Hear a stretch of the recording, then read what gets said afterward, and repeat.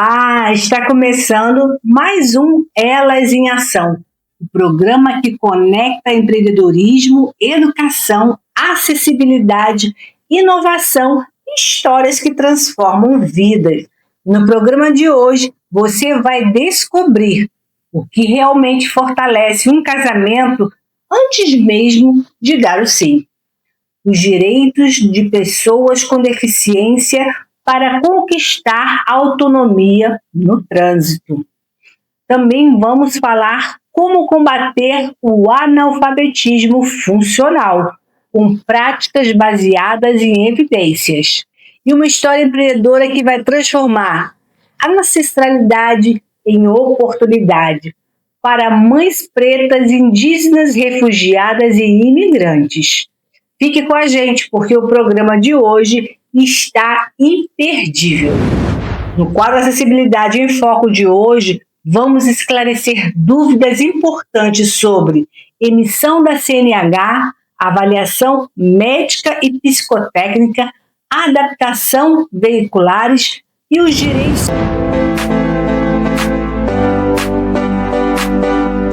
Olá, boa tarde!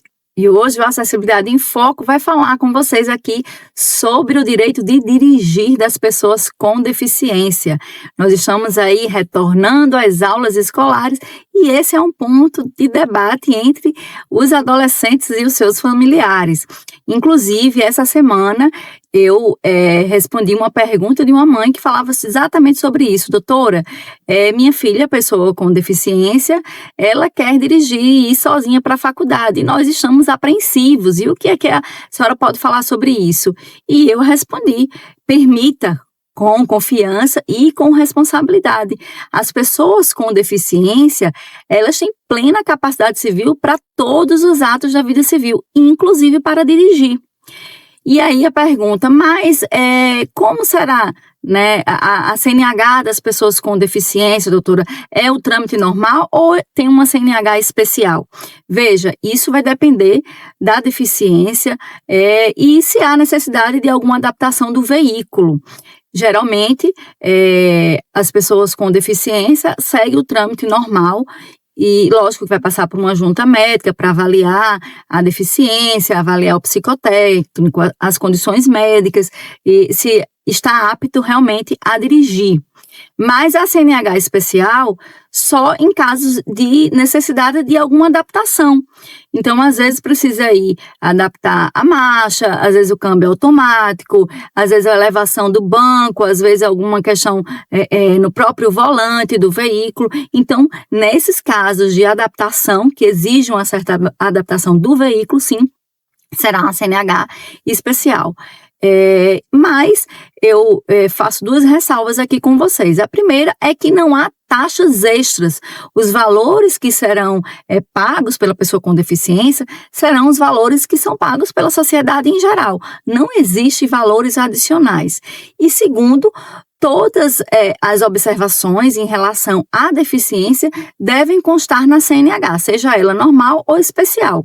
Eu dou um exemplo aqui das pessoas que usam óculos, né? Por exemplo, nós que usamos óculos, essa observação ela vem junto com a CNH, ali em formas de letras, né? No Código de Trânsito Brasileiro, nós temos da letra A à letra Z alguns exemplos aí de ressalva. Então, se você for ver, as pessoas que usam óculos, tem lá um Azinho que significa a obrigatoriedade de lentes corretoras ao dirigir os veículos, né?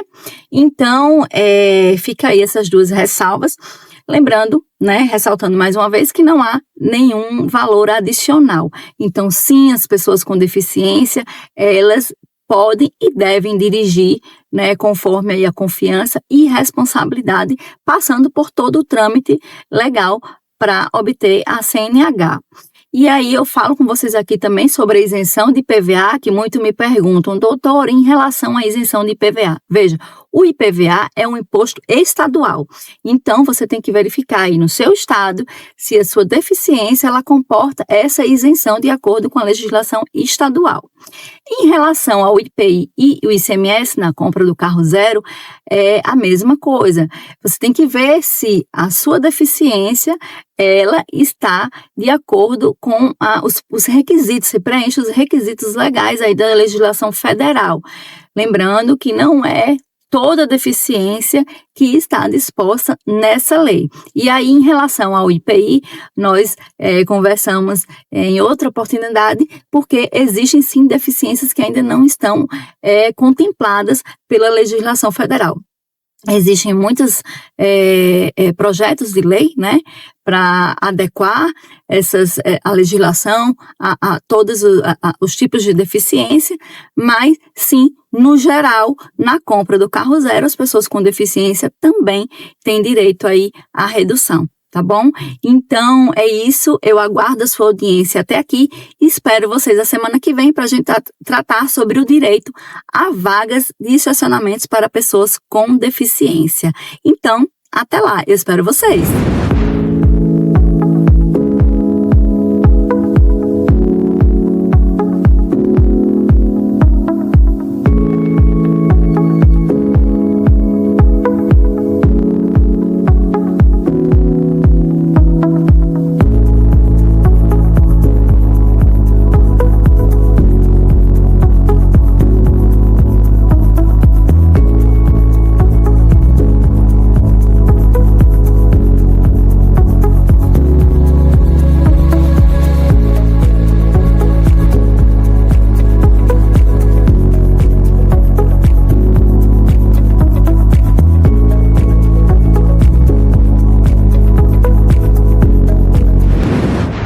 No Café com a Cláudia de hoje, uma pergunta que pode mudar a vida de muitos casais.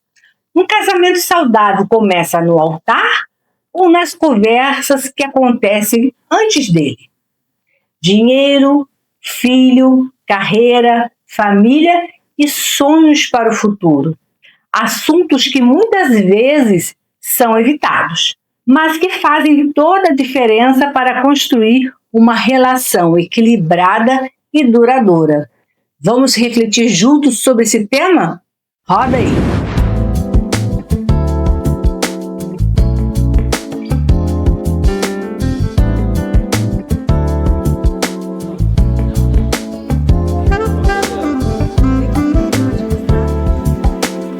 Muito boa tarde, pessoal. Será que um casamento saudável começa no dia da cerimônia? Ou será que ele começa muito antes? Nas conversas que o casal tem coragem de ter quando ainda está construindo essa vida a dois. Então pega seu cafezinho e vem comigo, porque hoje a nossa conversa é sobre uma verdade que pode evitar muitos conflitos no futuro. Relacionamentos saudáveis começam antes do casamento.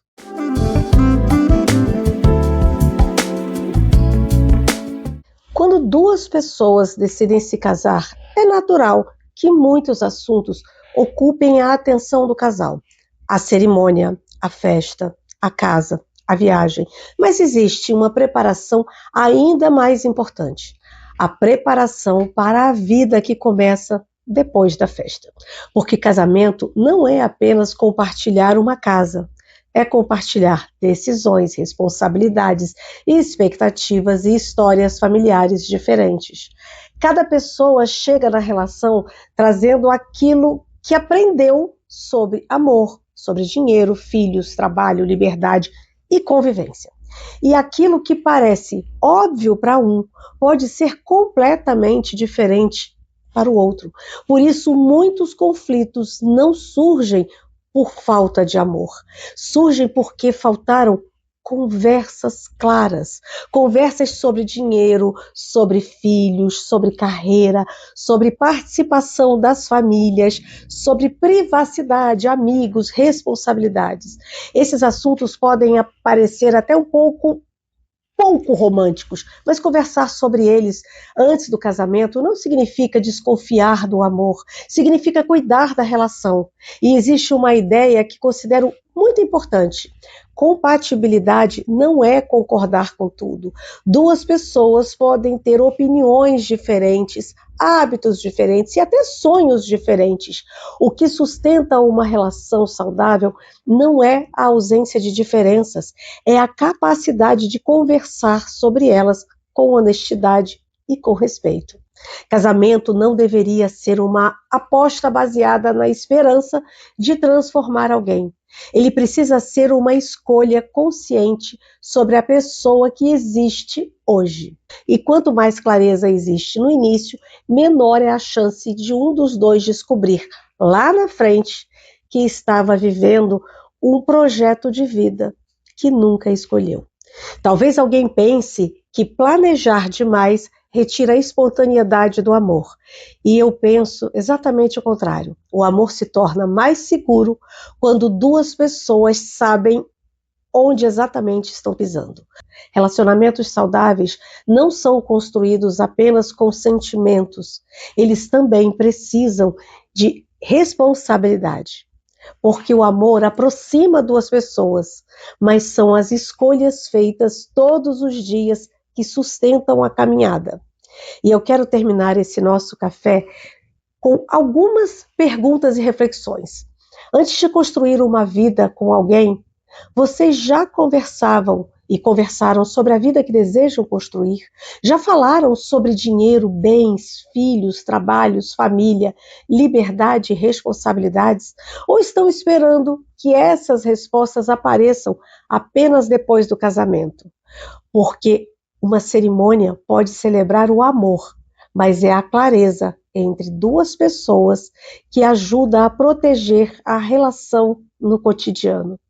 Que essa nossa conversa de hoje sirva como um convite para que os casais tenham mais coragem de conversar antes de decidir. Não apenas sobre a festa que desejam realizar, mas sobre a vida que desejam viver. Relacionamentos saudáveis não começam quando duas pessoas dizem sim diante de todos. Eles começam quando conseguem dizer a verdade uma para a outra. Eu sou Cláudia Neves e esse foi mais um Café com Cláudia. É sempre um prazer compartilhar este café com vocês. Eu te espero na próxima semana para mais um Café com Cláudia. Até lá! Cerca de 1/3 da população brasileira enfrenta dificuldades para compreender plenamente o que lê.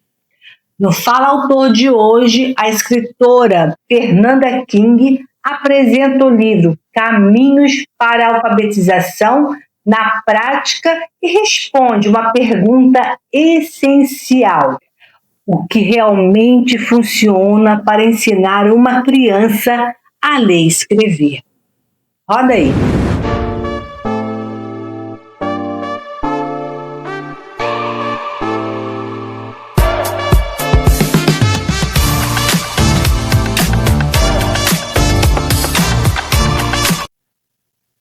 A alfabetização é um direito de todo cidadão, seja criança, adolescente, adulto. Uma pessoa que não foi plenamente alfabetizada, ela não consegue exercer a sua cidadania. E quando eu vi os últimos números sobre analfabetismo funcional no Brasil, eu fiquei absolutamente estarrecida. A gente tem hoje, oficialmente, cerca de 1/3 da nossa população analfabeta funcional. O que isso significa? Que essa pessoa até sabe ler de uma forma mecânica, porém ela não tem a capacidade de interpretação de texto, de elaboração de contas simples. É um problema muito complexo e que acarreta situações não só na vida dessas pessoas, como eu falei, mas em questões de emprego. Enfim, é um problema que precisa ser pensado e repensado, não só nas escolas, mas em termos de políticas públicas. E pensando em tudo isso, eu escrevi Caminhos para a Alfabetização na Prática. Um livro que o nome mesmo já diz, reúne situações, dicas, gráficos, muitas informações práticas para que professores, diretores de escolas públicas e particulares, secretários de educação, até famílias que queiram pensar e repensar sobre a alfabetização no Brasil possam encontrar soluções práticas para isso.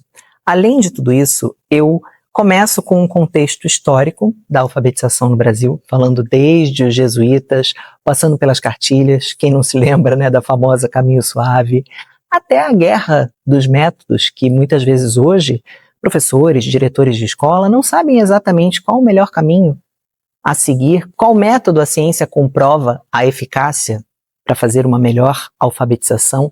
Então tudo isso é detalhado, mas de uma forma muito gostosa, é uma leitura muito dinâmica, as ilustrações ficaram incríveis e eu tenho certeza que é um material que tem potencial para inspirar muitos educadores pelo Brasil. Eu trago também muitas experiências internacionais e exemplos de projetos que deram certo em outros países, com, obviamente, adaptações à nossa cultura. Afinal, cada lugar é de um jeito.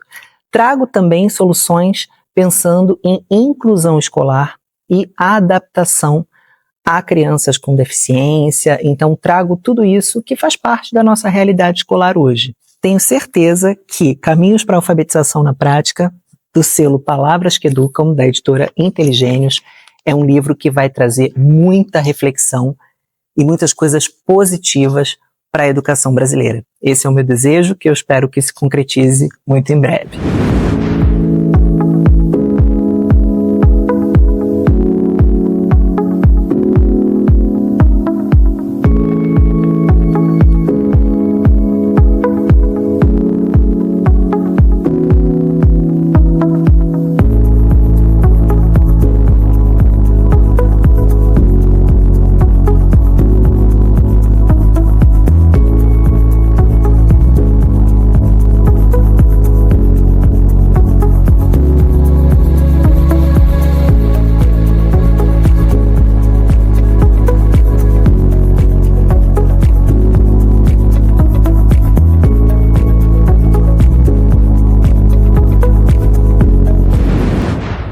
Transformar ancestralidade, maternidade e superação em uma poderosa rede de oportunidades. No quadro História Empreendedora, vamos conhecer Tuane Miller.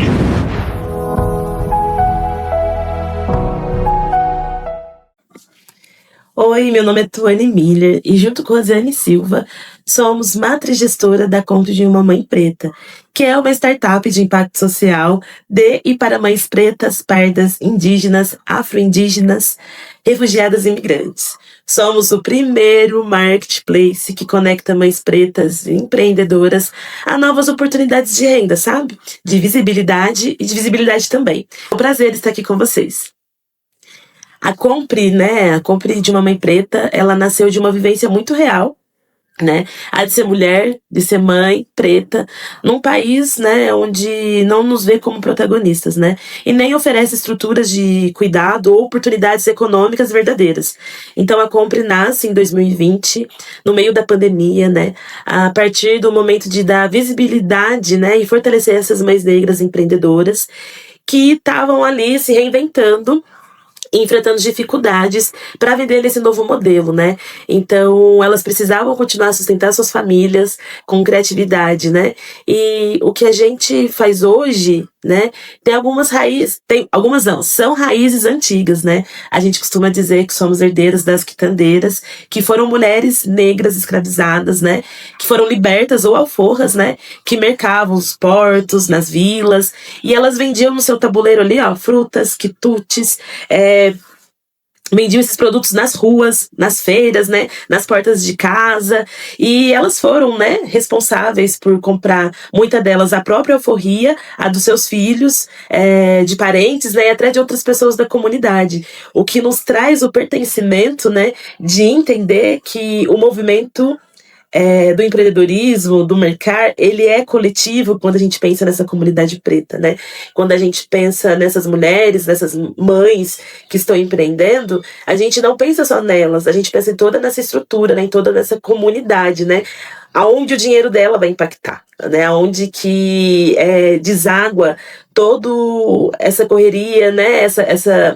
Onde deságua toda essa potência de empreender, né? Que vai refletir em todos que está ali acerca dessa mulher.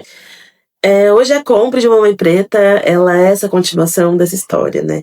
A gente pegou aquele tabuleiro da rua e trouxe para o digital, né? Porque a gente sabe que é o espaço que mais vende hoje, né?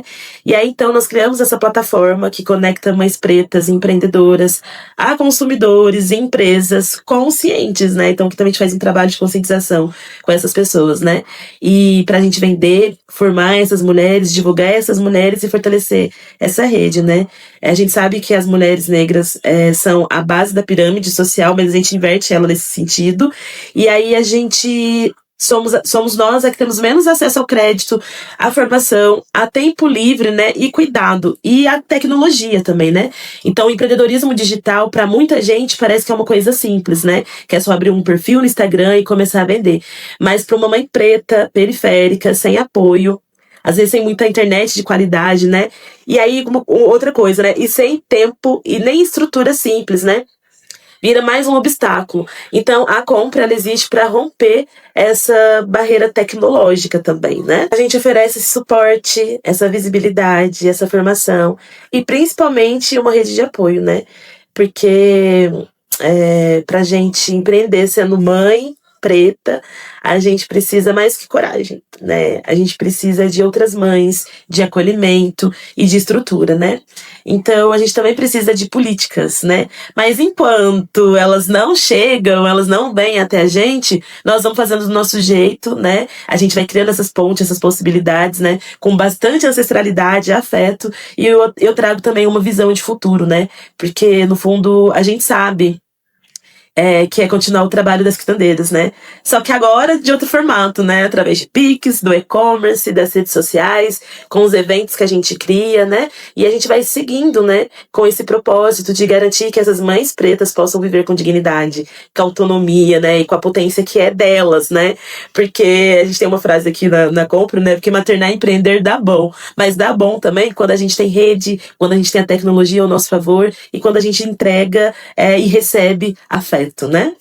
As mães negras, né, a gente enfrenta o racismo, o machismo, a sobrecarga da maternidade, né, a falta de acesso aos créditos, né, tipo, as formações tecnológicas, e muitas vezes elas estão empreendendo, né, por necessidade, ou elas estão também empreendendo sozinha, sem rede de apoio, e nem tempo para cuidar do seu negócio e ter um olhar de estratégia para ele, né.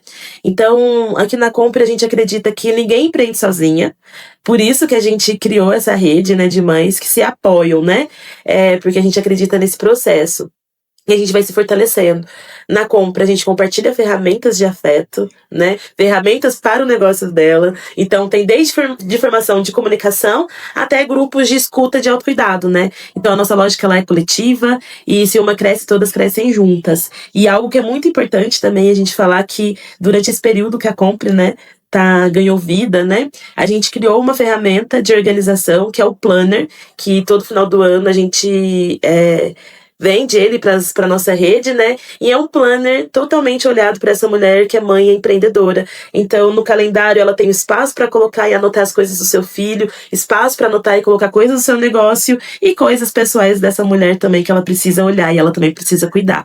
Então, as ferramentas que a gente utiliza aqui na Compre vai para além do letramento digital, né? Mas também pro lado pessoal dessa empreendedora, né? Que a gente entende que a mãe precisa estar bem para que o negócio dela também esteja bem e para que o negócio dela flua, né? Que a sua família prospere nesse sentido. Então, a gente também compartilha dessas ferramentas, né? A Compre, ela tem 5 ODSs, né? Mas a 5 a 10, eu acho que é uma das almas da Compre, porque a gente aposta nessas mães pretas, porque a gente tá falando aqui de justiça social, né? A gente tá trazendo redistribuição de renda e de equidade, né? Então, na prática, isso significa criar espaço onde essas mulheres que historicamente foram excluídas possam gerar renda e crescer com autonomia, né? Então, ocupar o digital, que hoje é um dos principais lugares de consumo e influência, né?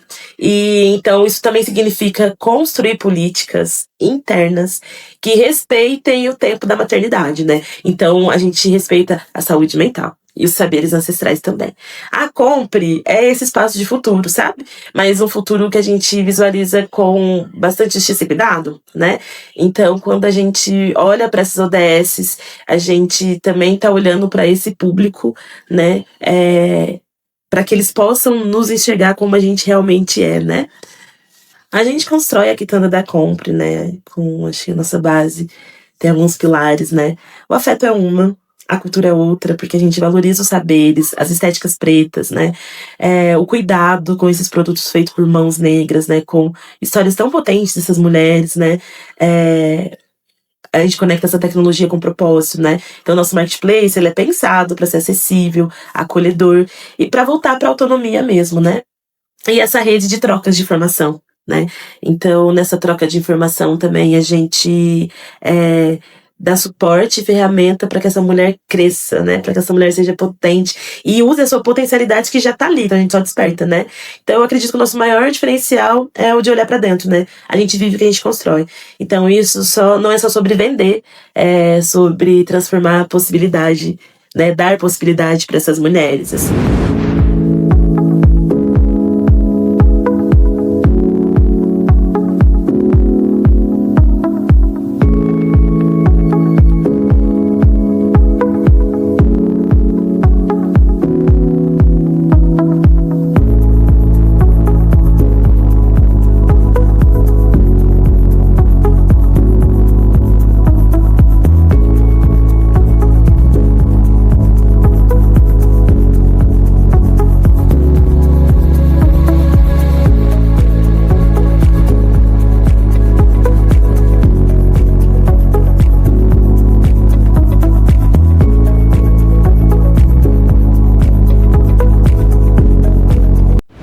Programa especial foi esse de hoje, não é mesmo?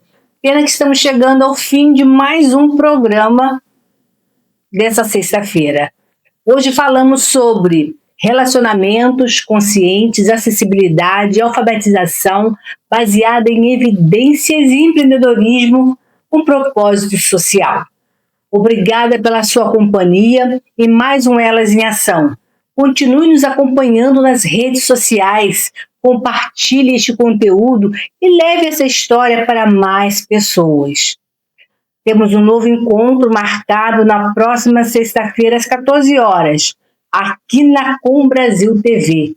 Eu sou Alice Loures e espero você no próximo programa, com mais oportunidades de inovação e inspiração para transformar vidas. Até lá! Tchau, tchau!